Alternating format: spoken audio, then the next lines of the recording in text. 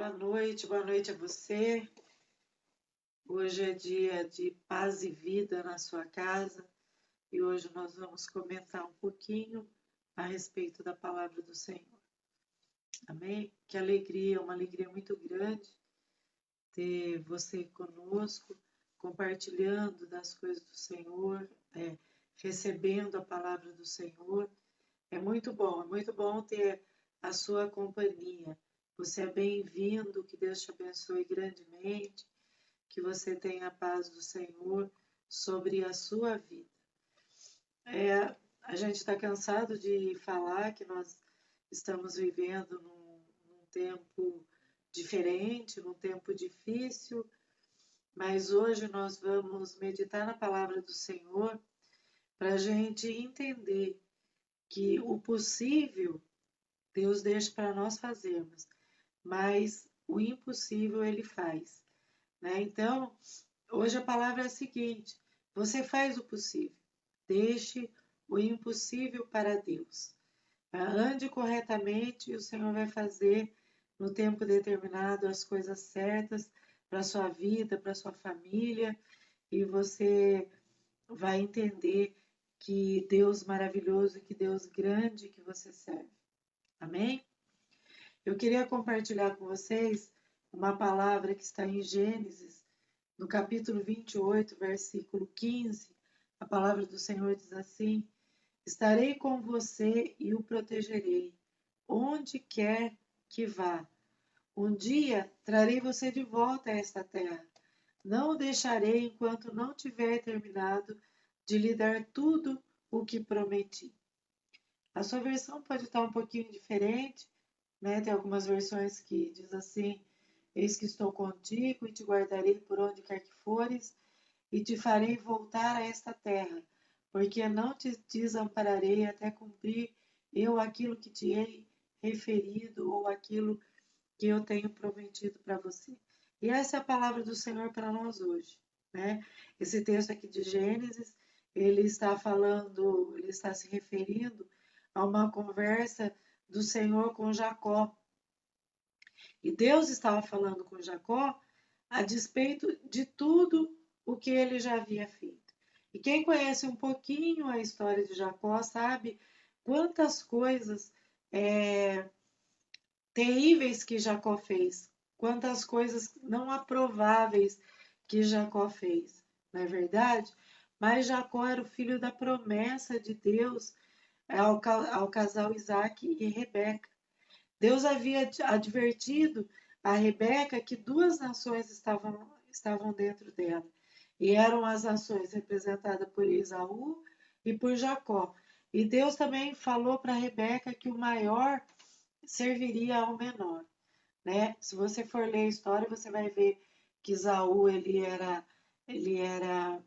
tinha uma aparência melhor do que a de Jacó, né? Ele era maior do que Jacó, mas Deus falou para Rebeca, quando ela estava grávida dos dois, que o maior serviria ao menor. Jacó nasceu agarrado ao calcanhar, opa, trava-língua, ao calcanhar de seu irmão. Por isso ele recebeu esse nome, que significa suplantador, enganador, ou seja, ele estava puxando Esaú para trás para ele poder passar à frente de Esaú. E o nome Jacó, ele se refere exatamente a isso, a essa forma, né? A ser suplantador, a ser enganador. E Jacó carregou por muito tempo a marca registrada do seu nome, porque ele tinha um caráter que denunciava esse oportunismo, que denunciava a capacidade de levar vantagem a qualquer preço, né? Esse era Jacó. E muitas vezes há uma identificaçãozinha assim com algumas pessoas, né? Com alguns de nós. Ele era tão oportunista, né? Tão suplantador, que ele teve a capacidade de comprar, ele conseguiu comprar o direito de primogenitura pelo valor de um prato de lentilhas, de um guisado de lentilhas de seu irmão Jacó.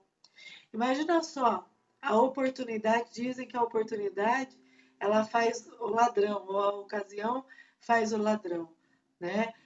Esaú estava com fome e Jacó tinha ali um prato de comida. Esaú trabalhava no campo, então ele fazia um serviço braçal. É lógico que quando ele vinha para sua casa, ele estava com fome, estava cansado. E Jacó viu esse estado do seu irmão. E ele tinha ali um guisado, né, um prato de lentilhas super saboroso, cheiroso. Pensa num prato MasterChef de lentilha. Esse era o prato que Jacó tinha na sua mão, que foi preparado por Rebeca, que era sua mãe, e a Rebeca ela puxava um pouco a sardinha para o lado de Jacó. Então, Esaú com fome, Jacó com prato de lentilha. Olha que oportunidade, né? E Jacó perguntou: o que será que eu vou pedir? O que é que eu posso pedir em troca para Esaú, para eu matar a fome dele, né? Para eu satisfazer essa necessidade que ele tem agora? O que é que eu posso pedir em troca? Né? Quantos de nós já não pensou nisso, né? O que é que eu posso pedir em troca? Eu tenho algo sobrando e alguém está precisando de algo que eu tenho. O que é que eu posso pedir em troca? Então, Jacó aproveitou essa oportunidade e falou para Esaú: Esaú, você está com fome? Eu tenho um prato de lentilha.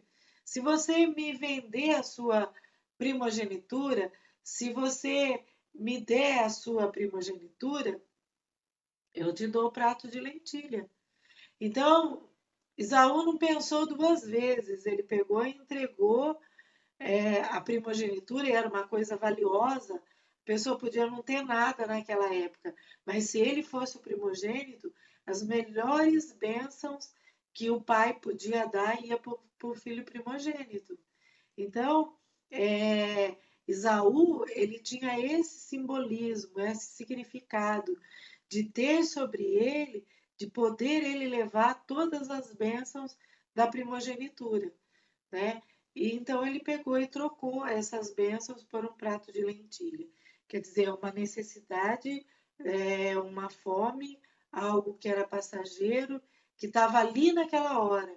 E Esaú trocou todas as bênçãos para satisfazer uma necessidade passageira, uma necessidade que podia ser suprida, podia demorar um pouquinho, mas podia ser suprida com alguma coisa que ele mesmo pudesse fazer para ele comer, o que ele poderia suprir de alguma forma, não é?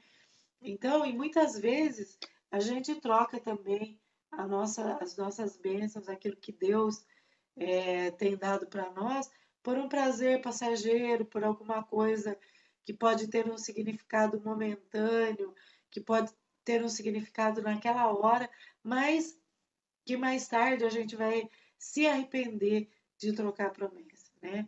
Às vezes a gente encontra alguém que é oportunista para fazer uma proposta e às vezes a proposta ela parece excelente naquela hora e a gente acaba trocando algo que é valioso, que não tem preço, por algo que é passageiro, algo que se destrói, algo que acaba, não é verdade?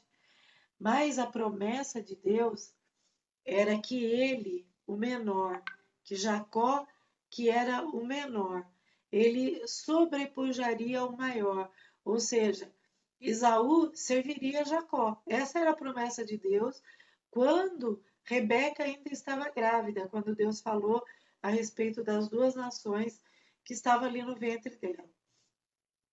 Será que Rebeca se esqueceu dessa promessa? Será que Isaac não se lembrou do que Deus lhe falara?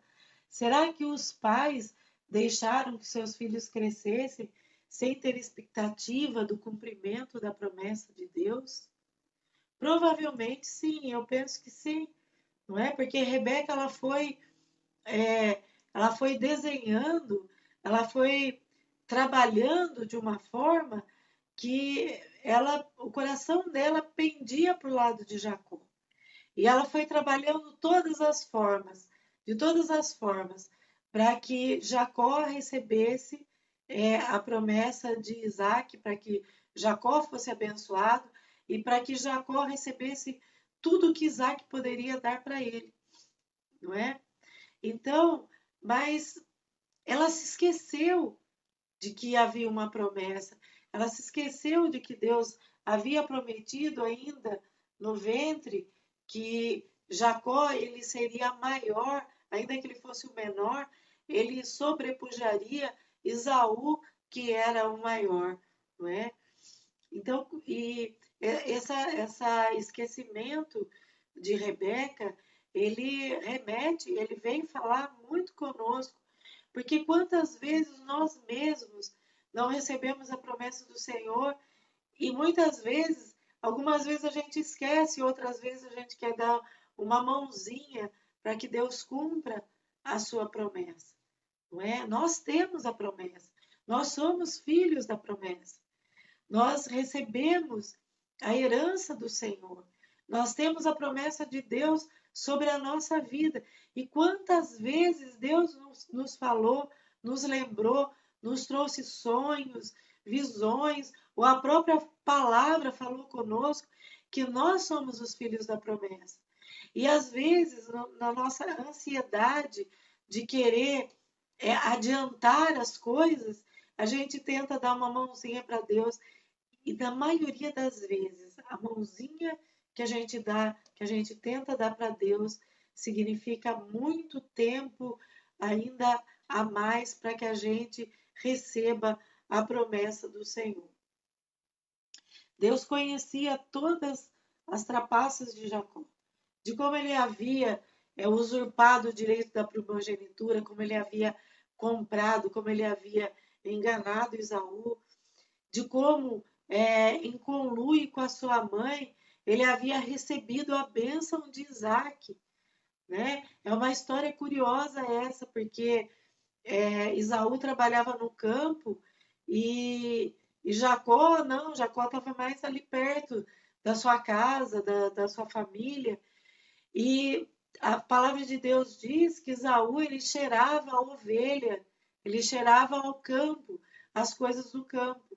E quando Isaac, já velho, foi dar a bênção da primogenitura, ele estava cego, ele quase não enxergava mais, não é? E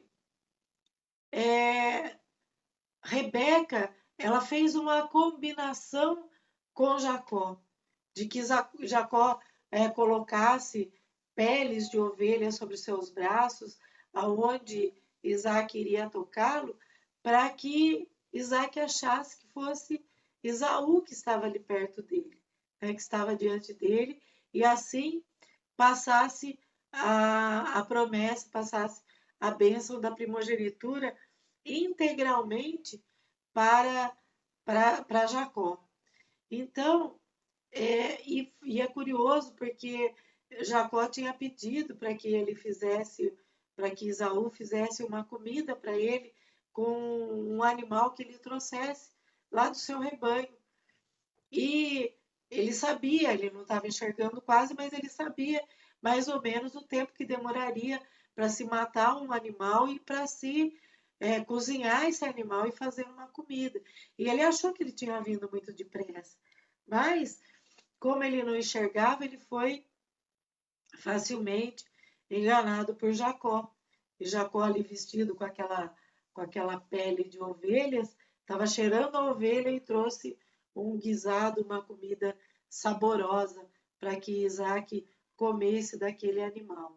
Não é? E Isaac acabou abençoando Jacó no lugar de Esaú. Mas o que é mais interessante a gente observar é que Deus não repreendeu Jacó. Se a gente tivesse no lugar de Deus, com certeza nós teríamos repreendido Jacó e a gente retiraria, a gente tomaria dele tudo aquilo que ele havia recebido. Mas Deus não agiu dessa maneira. Por quê?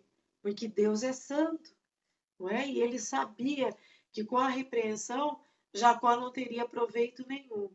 Aliás, Jacó não poderia por si mesmo mudar o seu caráter, mudar a sua personalidade, o seu jeito de ser e mudar aquela marca que ele trazia desde a sua infância.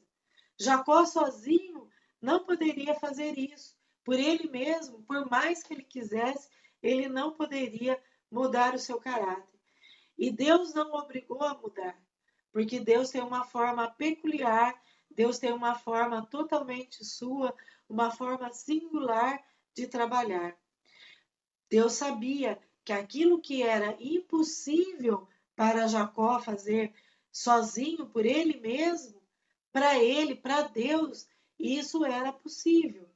Só ele poderia transformar um enganador, um usurpador, alguém que enganava as pessoas, em um príncipe.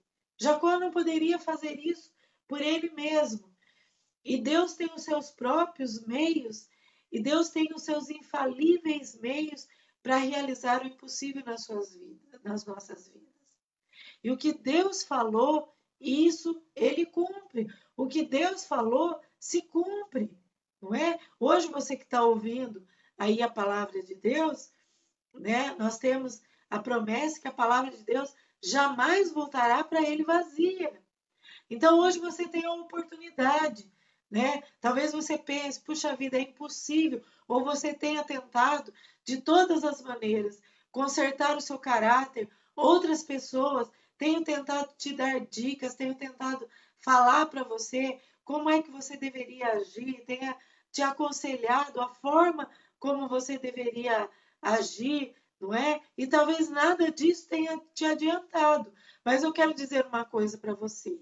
Talvez o que as pessoas tenham falado, até mesmo usando aconselhamento tirados da palavra de Deus, não tenha servido para você até no dia de hoje. Mas Deus tem o meio peculiar, Deus tem um meio singular, Deus tem um modo infalível de agir na vida das pessoas. E hoje o Senhor está falando com você. Ele quer mudar o seu caráter. Deus quer mudar o seu caráter. Deixa Deus agir na sua vida. Porque aquilo que é impossível para você, talvez você tenha tentado por várias maneiras endireitar a sua vida e não tenha conseguido, não é? Talvez você tenha tentado até andar como um santo, né, entre aspas, dentro do conceito de santo ou de uma pessoa que está dentro dos padrões bíblicos, mas querer só estar dentro dos padrões não muda o caráter e não muda a vida de uma pessoa. Ela tem que querer e tem que trazer Deus para dentro dela para que Deus possa agir através dos seus planos infalíveis, não é? Deus tem que agir e ele tem uma forma especial de trabalhar. Ele tem uma forma especial de trabalhar na minha vida e na sua vida, não é? Então deixe Deus talhar o seu caráter, deixa Deus com as suas ferramentas trabalhar em você. Como é que eu deixo Deus trabalhar em mim? Vá buscar o Senhor, busque a presença dele, não é? Constantemente esteja buscando a presença do Senhor, não é? Em Gênesis 26, versículo 3, que eu vou ler para você, olha que a palavra de Deus diz em Gênesis 23, versículo 3. Diz assim: habite aqui como estrangeiro, e estarei com você e o abençoarei. Com isso confirmo que darei todas essas terras a você e seus descendentes, conforme prometi solenemente a Abraão, seu pai. Isaque, o pai de Jacó, ele tinha uma promessa que Deus havia feito com Abraão, que era o avô de Jacó. Quando Deus abençoou Jacó, ele falou: olha, eu te abençoarei de uma forma especial, te farei numeroso, te abençoarei, te darei essas terras por herança. E aqui em Gênesis 23, no versículo 3, Deus está confirmando a bênção que ele tinha dado para Abraão, que se destinaria aos descendentes dele, não é? Então, todas as terras, todos aqueles lugares onde Isaac estava, fazia parte da promessa de Deus a Abraão e todos os seus descendentes. E Jacó era descendente de Abraão. Então, o que Deus falou, ele cumpre. O que Deus falou, ele cumpre. E talvez você tenha ouvido na sua casa, dos seus pais, tenha ouvido na igreja, não é, a respeito da promessa que tem sobre a sua vida. E se Deus falou com você, ele vai cumprir. Se você crê nisso, dê um glória a Deus aí. Amém? Glória a Deus. Então, Deus confirmou aqui em Gênesis 26, 3, a aliança que ele havia feito com Abraão. Não era um contrato, mas era uma aliança. Por quê? Um contrato ele é revogável.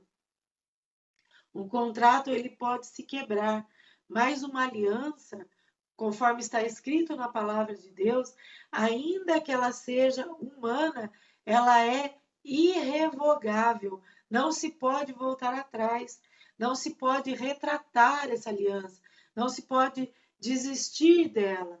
Então, o que acontece? Deus aparece em sonho a Jacó e deu essa segurança que nós lemos aqui no capítulo 28, esse texto que nós lemos no versículo 15, Deus está falando para Jacó: eu não te desampararei, não te deixarei, até que haja feito o que eu te disse, o que eu disse a seus pais, o que eu disse aos seus ascendentes, não é? Eu farei cumprir tudo aquilo que eu disse a seu respeito.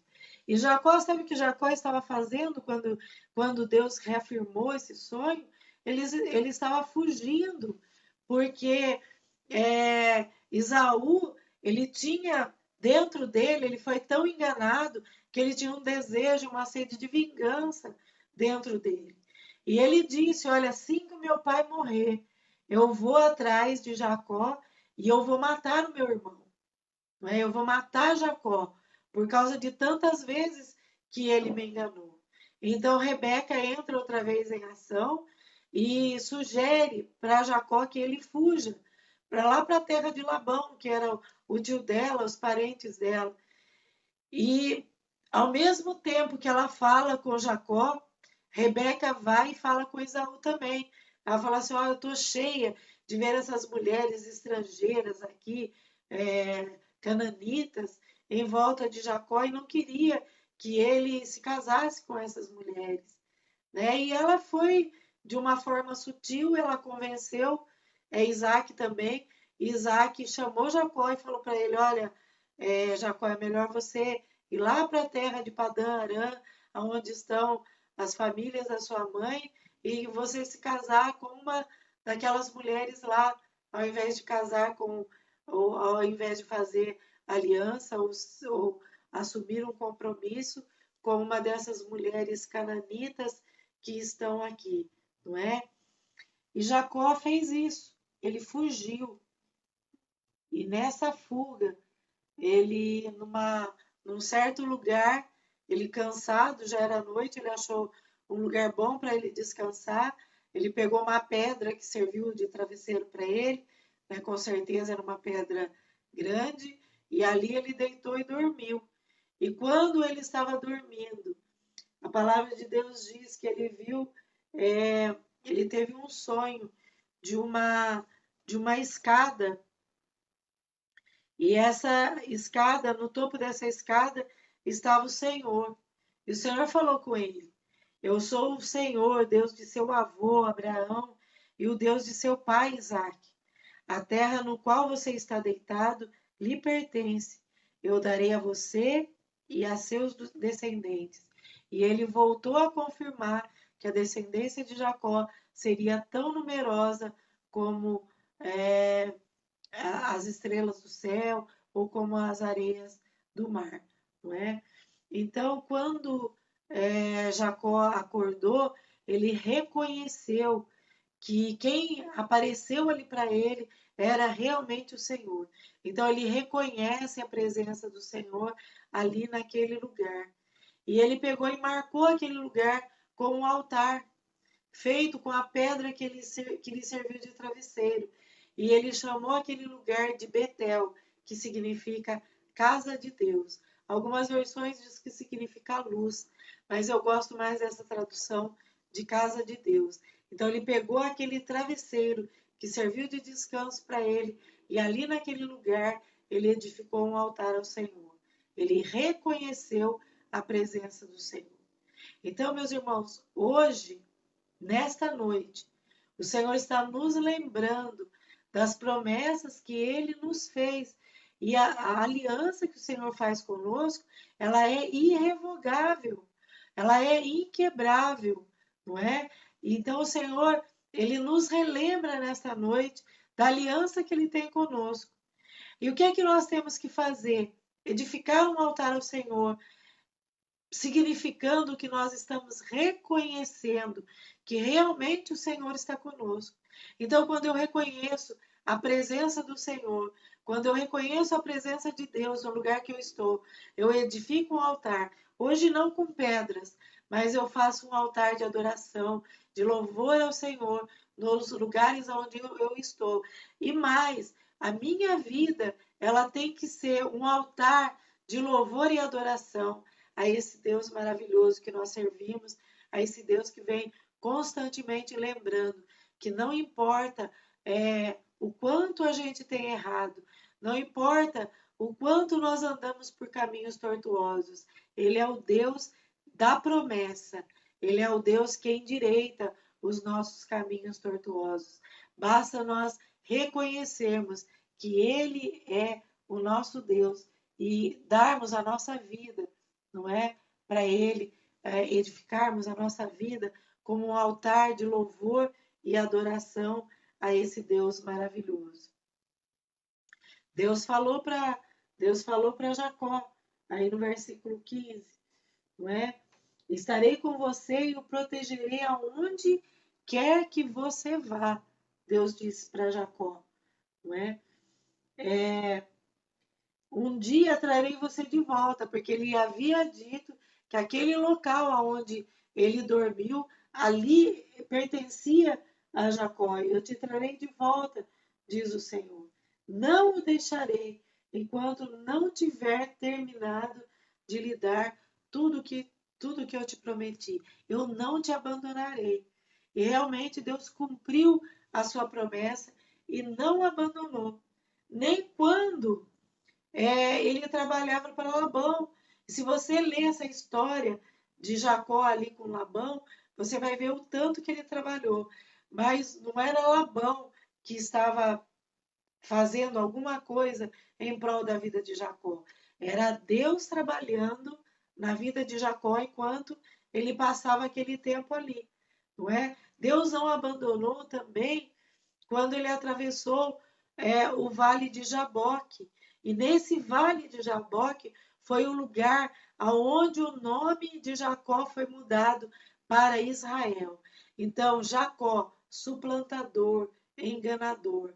Agora, quando ele atravessa o vale de Jaboque, Deus olha para ele e vê que ele está mudado, que ele está transformado.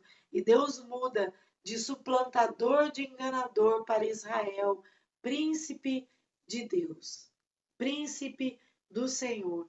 E quando ele retorna, lá em Gênesis, no capítulo 35, quando ele retorna para Betel, esse lugar onde ele levantou um altar, em obediência ao comando de Deus, todos os que estavam com ele se livraram dos deuses estranhos. Todos os que a herança de Jacó, o tempo que Jacó ficou ali com Labão e até que ele retornasse para Betel, ele foi angariando pessoas e Deus foi dando riquezas para ele. Mas todas as pessoas que estavam com ele, quando ele retorna ali para a casa de Deus, todos eles se livraram dos deuses estranhos que haviam trazido com ele. E dizendo, em afirmação, de que havia um único Deus, que era o Deus de Abraão, o Deus de Isaac e agora o Deus de Jacó, que teve o nome transformado para Israel. E Jacó mesmo, ele mesmo, se livrou dos deuses estranhos que estavam com ele, enterrou no carvalho de Siquém. Deus julgou a cidade, todas as cidades ao redor de Jacó e preservou a ele, a sua família, os seus servos e os seus bens. Então, quando ele volta para Betel, ele era um homem completamente diferente. Ele era um homem mudado, não por ele mesmo, mas ele era modificado pelo Senhor. Ele se livrou de todos os deuses estranhos, né? Deuses estranhos, às vezes a gente fala em Deus estranho e a gente acha que Deus estranho é uma estátua que a gente tem, que a gente pode trazer para a nossa casa. É também, não é? Tem muito crente que guarda, que leva para sua casa uma estatueta de Buda, uma estátua daqueles elefantes da sorte, aqueles bonequinhos russos, os bonequinhos japoneses, né? Aquela deusa hindu, e fala assim: não, isso aqui é cultural. Não é nada cultural. Quando você traz alguma coisa dessa para sua casa, você está edificando um altar para deuses estranhos, né? Mas não são só esses deuses estranhos das estatuetas. Tem muita coisa que a gente traz para nossa casa e a gente deixa entrar na nossa casa e são deuses estranhos, né? Quando a gente abre a tela da televisão, da internet e deixa jorrar lá de dentro muitas coisas para dentro da nossa casa, nós estamos nos prostrando a deuses estranhos, né? O que pode ser um Deus estranho? Uma novela que você tem que seguir religiosamente todos os seus capítulos, uma temporada que você não pode deixar de assistir, tudo aquilo que te escraviza, tudo aquilo que tira a tua liberdade, tudo aquilo que você não tem a capacidade de abandonar por um minuto sequer, é o que te escraviza. E o que te escraviza é um Deus estranho, é um Deus que você está servindo, não é? Às vezes, o celular te escraviza, a internet, não é? Você não pode ficar nem um minuto desconectado, você tem que estar conectado. Então, tudo isso é escravidão. Essas coisas são escravidão. E a palavra de Deus diz que o Senhor nos chamou para a liberdade. Foi para a liberdade que o Senhor nos chamou.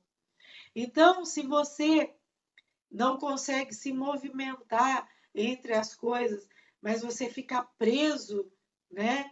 Esses dias eu até estava falando com algumas pessoas que às vezes você posta alguma coisa na,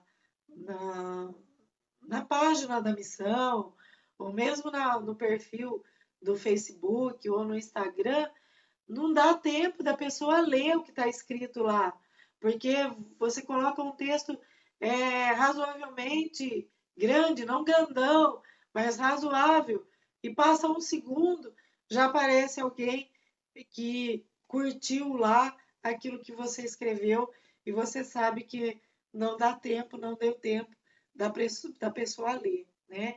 Então, o que a gente posta, se é para você ler, leia inteirinho, porque vai gerar crescimento para você, tá? Então as pessoas hoje elas preferem imagens porque são mais fáceis de guardar, mas a gente não quer uma coisa que traga uma mensagem só naquele momento para você, uma mensagem momentânea.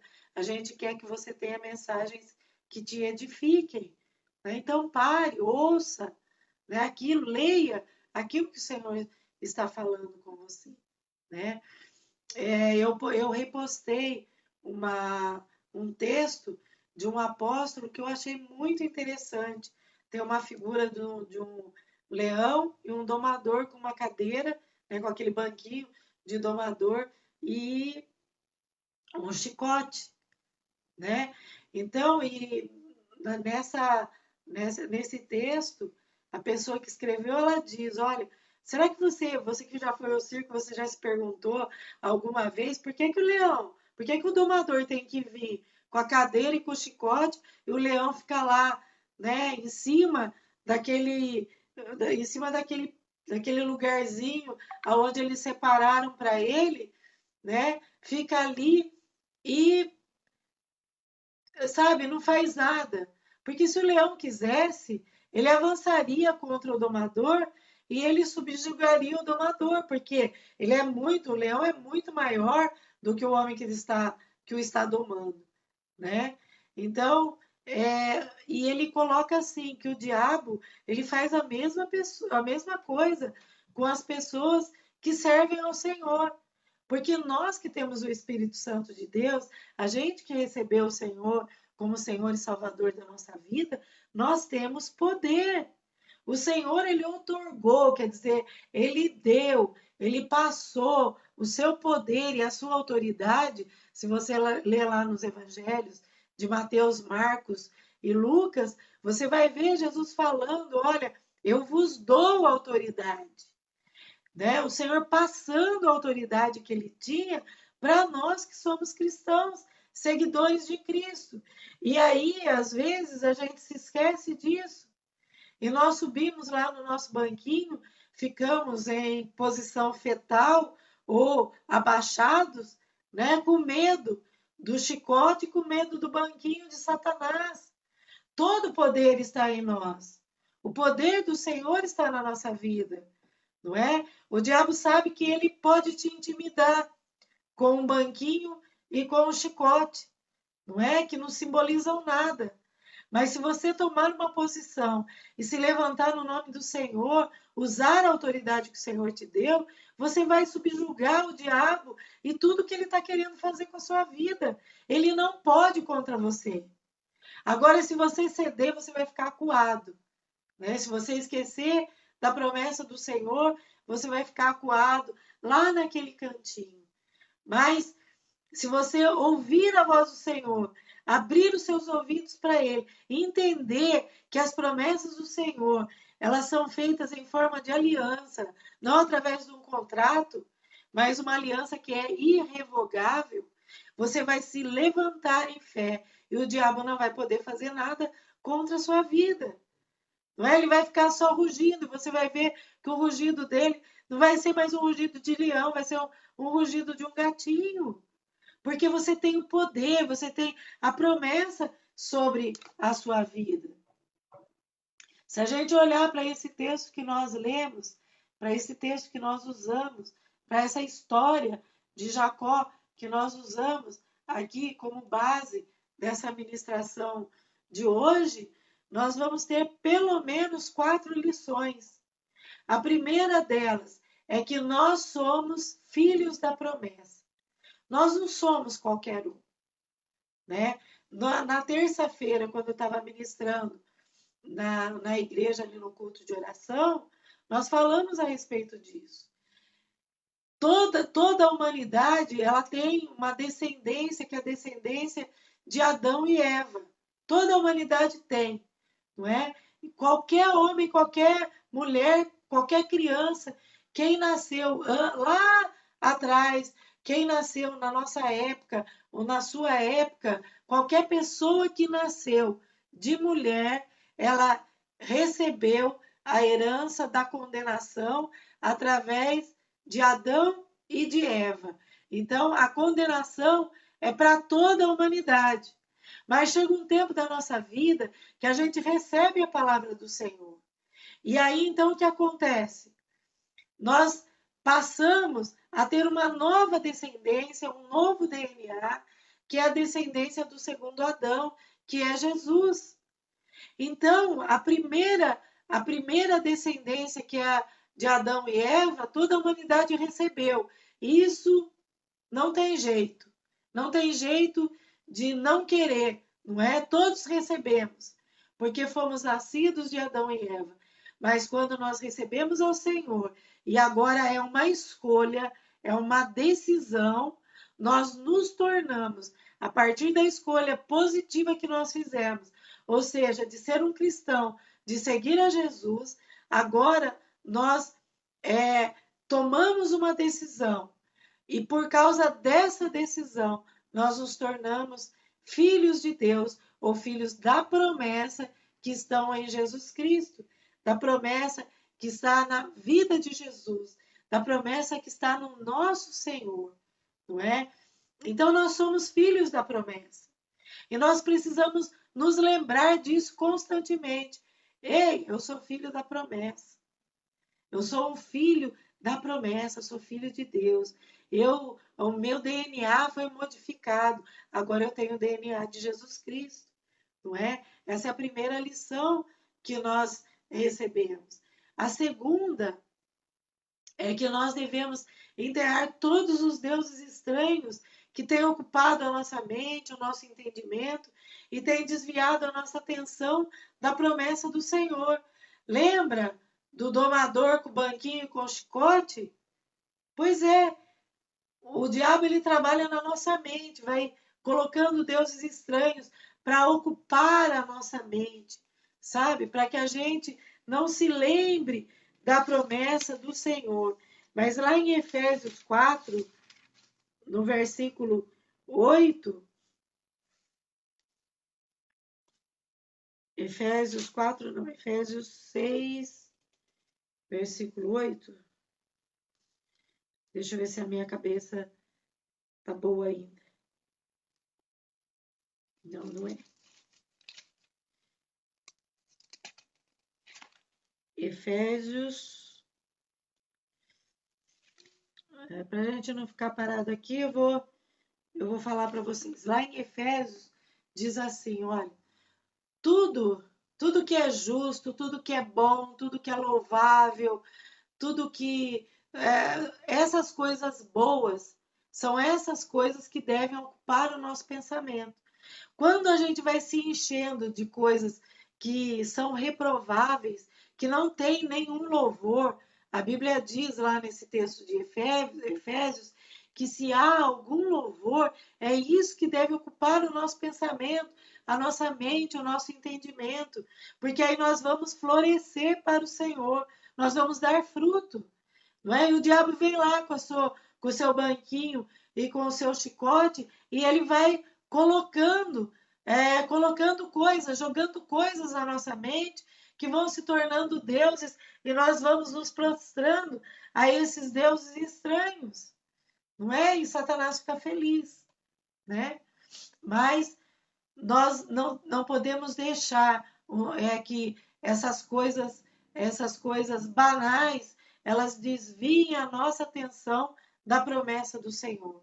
Todo dia, quando você levantar, você tem que se lembrar que você é filho da promessa, que você tem a promessa de Deus sobre a sua vida. Não deixe Satanás te enganar, não deixe. Receba a proteção do Senhor sobre a sua vida. Terceira lição que nós aprendemos, que nós precisamos edificar um altar diário de adoração ao nosso Deus. Quando Jacó teve esse encontro com a presença de Deus ali no sonho que ele teve, quando ele despertou do sonho, ele reconheceu: a presença do Senhor está aqui. Quando nós reconhecemos a presença do Senhor numa palavra que nós recebemos, numa leitura da palavra de Deus, nós precisamos entender que nós devemos edificar um altar diário, todo dia, um altar de adoração ao Senhor, um altar de louvor e adoração ao Senhor. Por quê? Quando a gente faz isso, a gente reconhece a presença do Senhor. Às vezes a nossa casa ela está falida, os relacionamentos estão falidos, estão fracassados, a vida financeira não vai bem, porque a gente não reconhece a presença do Senhor diariamente na nossa vida.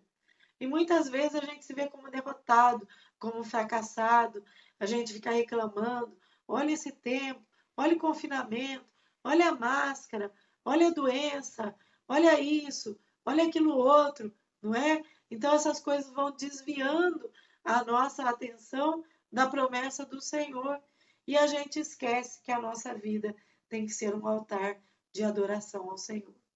E por último, a última lição é que ele nunca nos abandonará. Jesus nunca nos abandonará. O Senhor nunca nos deixará sozinho. Agora, reflita aí na sua casa, reflita aí onde você está. Quantas promessas Deus já entregou na sua mão? Quantas promessas?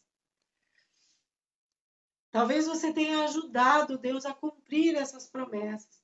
Não importa qual seja a marca que você leva no seu caráter. Talvez você já tenha até se decidido pelo Senhor e já tenha sido regenerado, tornando nova criatura, mas aquelas marcas do seu caráter ainda tentam te seguir. Eu falo para você hoje que Deus não te repreende, mas hoje Ele te lembra da promessa que foi feita lá atrás, através de Jesus. Ele disse: Eis que estarei convosco todos os dias, até a consumação dos séculos. E nesta noite, eu queria que você guardasse isso no seu coração e se lembrasse que o Senhor faz o impossível para você, o impossível por você, porque Ele te ama. O Senhor é o nosso consolo. Amém? Que essa palavra, ela entre no seu coração verdadeiramente e que o Senhor, nesta noite, te dê a sua shalom, te dê a sua paz. Amém? Eu queria que você fechasse os seus olhos aí e eu vou fazer uma oração bem rápida, não é? Feche os seus olhos. Senhor, ajuda-nos a lembrar das tuas promessas. E que o Senhor não precisa da minha ajuda para que o Senhor as cumpra. Eu simplesmente quero confiar em ti. Senhor, que a tua palavra hoje traga esse convencimento de confiança, de fé, de se entregar verdadeiramente ao Senhor, crendo nas tuas promessas, edificando, Senhor, que nós possamos edificar um altar para ti e que a edificação desse altar, ela simbolize que nós reconhecemos a tua presença na nossa vida. Por isso, Senhor, entregamos todas as coisas nas tuas mãos, aquelas possíveis e aquelas impossíveis. Que o Senhor haja através da nossa vida e que nós possamos desfrutar das gloriosas promessas que o Senhor tem feito a nós. Eu oro, Senhor, no nome de Jesus Cristo. Amém. Glória a Deus. Que o Senhor te abençoe, que o Senhor te guarde, faça resplandecer o seu rosto mesmo sobre você e sobre a sua família. Domingo às 18 horas, nós teremos o nosso culto presencial, né? O nosso culto na igreja, lá com todos os protocolos que a Secretaria de Saúde recomenda, né? E tem sido uma benção os cultos ali. Se você não faz parte do grupo de risco, vai ser uma benção ter você ali juntamente conosco. Agora, se você faz parte do grupo de risco, assista o nosso culto online, ele vai ser transmitido online também e vai ser uma bênção para a sua vida. Amém? Então, que o Senhor te abençoe verdadeiramente, né? Que a graça do nosso Deus esteja sobre a sua vida, né? Que a graça de Jesus esteja com você e que o dom maravilhoso do Espírito Santo esteja sobre você e sobre a sua família hoje e todos os dias, em nome de Jesus. Amém? Muito obrigado pela sua companhia e eu te aguardo. Eu te aguardo no domingo e estaremos juntos outra vez. Amém? Até lá, então, em nome de Jesus.